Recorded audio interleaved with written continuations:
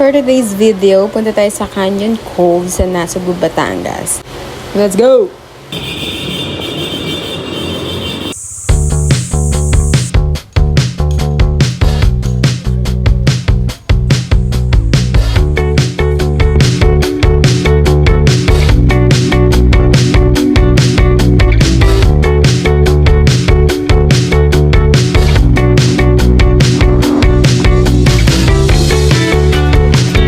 Paano pumunta sa Canyon Cove? I-google map nyo lang yan, makikita nyo.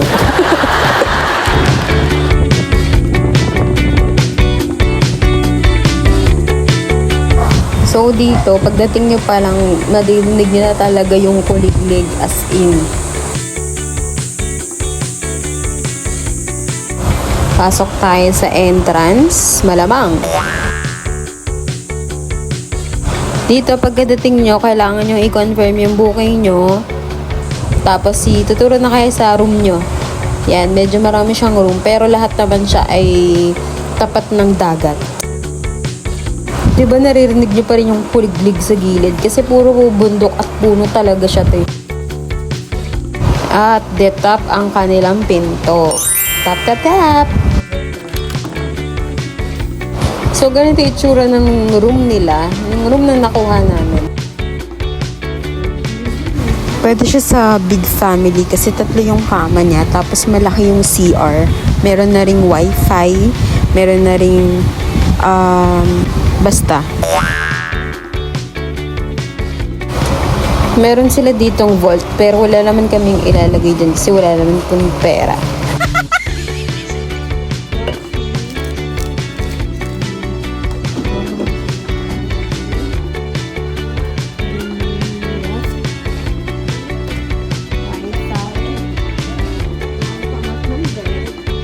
Yung pangatlong bed dito, malapit siya sa bintana, kaya kita mo yung view.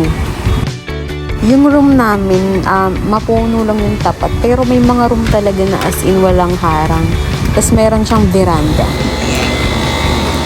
Medyo mainit lang pala dito. Ayan. Then, kita mo yung view, kasi may mga puno. Pwede natin siya. Mga tanghali, nag-decide na kami na lumabas para mag-picture-picture. Siyempre, one day lang naman kami, so sayang. Ayan, kita nyo naman, payapa yung paligid. Wala masyado naliligo kasi mainit. May mga kabana dyan, free yan. Tapos sa gilid niyan, merong mga stalls. Pwede kang bumili dyan and kumain dun sa resto nila. Pero sa resto nila, pwede ka rin magpaluto. Medyo pricey lang siya compared sa mga usual stalls. Pero syempre, wala ka naman choice. Let's go to the beach. H. That's the getaway. Oh, it's photoshoot time. Oh, sige. Say hi to my vlog. Sabi ko kayo. Hi.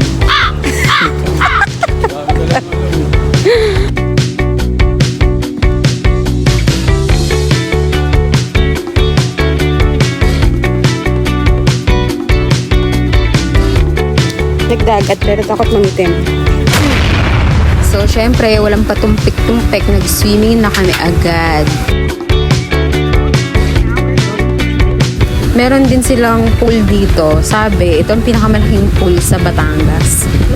Which is, parang totoo naman kasi sobrang laki talaga. Tapos, kitang-kita mo yung sunset dito.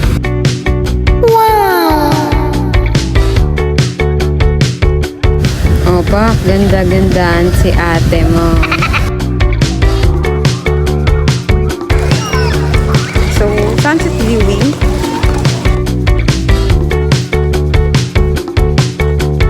Dito, mag-isa na lang ako kasi yung lolo nyo wala nang energy. Hapon na kasi.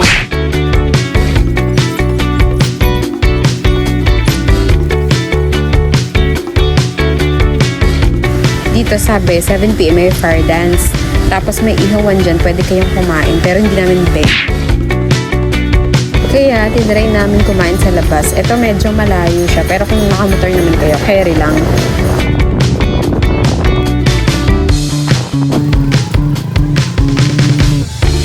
then pagbalik namin, kala namin may fire dance na. Pero wala pa rin, walang tao. So, inikot ko na lang ito. Meron ditong nagpapatugtog naman. Tapos, parang feeling ko masaya sana siya kung meron talagang mga tao.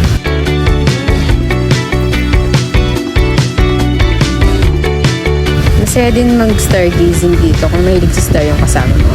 When, in short, hindi mahilig yung kasama ko sa stargazing. Kaya, ayan, naglakad na naman ako. Time check.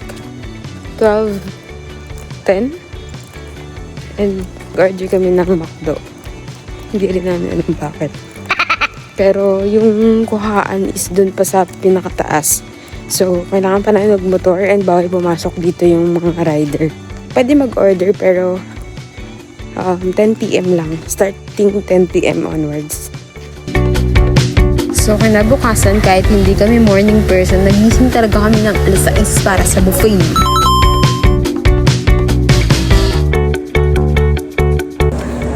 Sino ang bobong naglagay ng foundation bago sunscreen?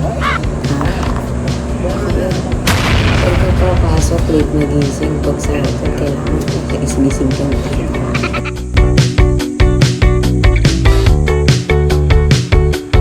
So, meron dito pancake area. Pwede ka magpaluto ng DIY pancake mo kung anong trip mong ipalaman. Tapos, meron din buffet. Breakfast buffet lang yung in-avail namin. Kasi yun lang meron sila eh.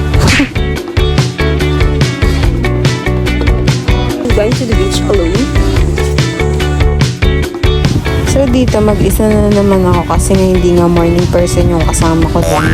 Kaya na-enjoy ko na lang yung dagat. Joke lang, umuwi ako, naantok ako. Ha? Gising na siya, guys. Taga-picture sa labas. Kita niyo yan.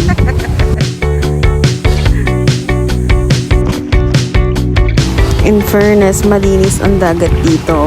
Blue siya, unlike sa diba ibang part ng Nasugbu.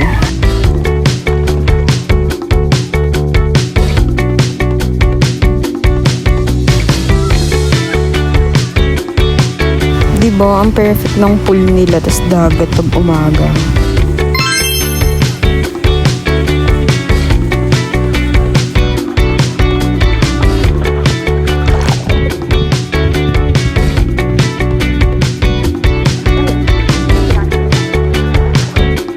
So, dito malapit na kami mag-out kaya tinatawagan ako ng tatay ko para umuwi. Pero ayoko pang umangon sa pool. Bakit ba?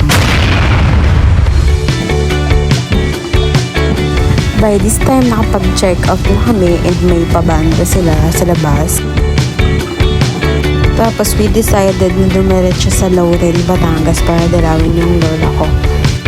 Bali from Nasugbu, bababa ka lang ng bundok para makarating ka dun sa amin sa Laurel.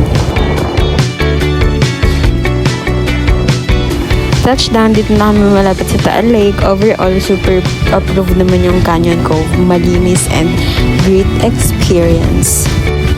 Bye! Ngayon ako sinipag.